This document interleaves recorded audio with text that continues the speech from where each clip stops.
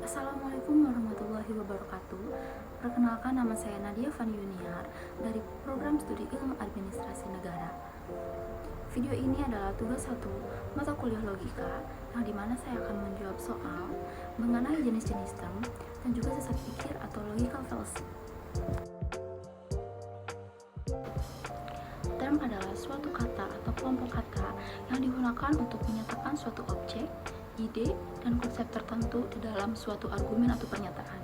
Ada 3 jenis term yang penting untuk dipahami, yaitu term universal, term singular, dan juga term partikular. Term universal adalah suatu term yang merujuk pada banyak objek atau individu yang di dalamnya tidak terbatas oleh ruang dan waktu. Contohnya, manusia, hewan, dan mahasiswa. Dalam contoh kalimatnya, semua manusia memiliki hak untuk hidup, yang dimana manusia ini adalah contoh term universal karena mencakup semua individu manusia. Term partikular adalah suatu term yang hanya merujuk pada sebagian tidak tertentu dari suatu keseluruhan. Contohnya, beberapa mahasiswa, sebagian manusia, dan beberapa pejabat pemerintah. Contoh kalimatnya yaitu beberapa mahasiswa di kelas ini memiliki nilai ujian yang sangat tinggi. Yang ketiga ada term singular. Term singular adalah term yang hanya merujuk pada satu objek atau individu tertentu yang spesifik. Contohnya, Presiden pertama Indonesia yaitu Soekarno.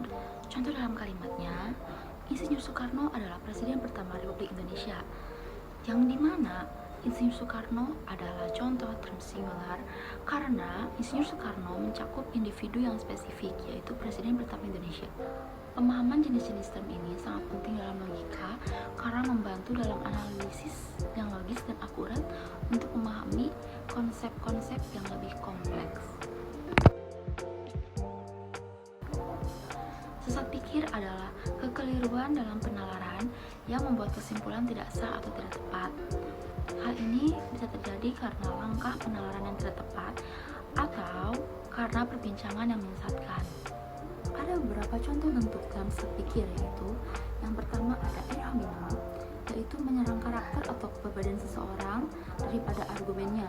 Contohnya, kamu tidak bisa mempercayainya karena dia memiliki rekam jejak yang buruk. Yang kedua ada strawman, yaitu mengubah argumen lawan menjadi lemah atau tidak akurat dan kemudian menyerang argumennya. Contohnya, Anda ingin menghapus semua peraturan lalu lintas. Itu berarti Anda menginginkan orang-orang yang mengemudi dengan kecepatan tinggi dan menyebabkan kecelakaan. Yang ketiga ada false dilemma, yaitu menawarkan dua pilihan seolah-olah tidak ada pilihan lain. Contohnya, kamu setuju dengan keputusan kami atau kamu ingin melawan kami. Lalu bagaimana agar terhindar dari logical fallacy? Yaitu dengan cara berpikir lebih kritis dan selalu mempertanyakan asumsi dan argumen sebelum membuat keputusan.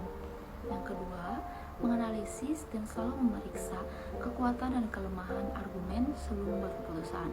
Dan yang ketiga, mencari bukti yang kuat dan akurat sebelum membuat keputusan. Dengan memahami logical fallacy, kita dapat berpikir lebih kritis dan efektif dalam mengambil keputusan. Selain itu juga dapat meningkatkan kemampuan untuk menghindari kesalahan dalam membuat penalaran. Sekian penjelasan mengenai term dan juga logical fallacy. Mohon maaf bila ada kekurangannya. Saya harap video saya ini ada manfaatnya. Terima kasih. Wassalamualaikum warahmatullahi wabarakatuh.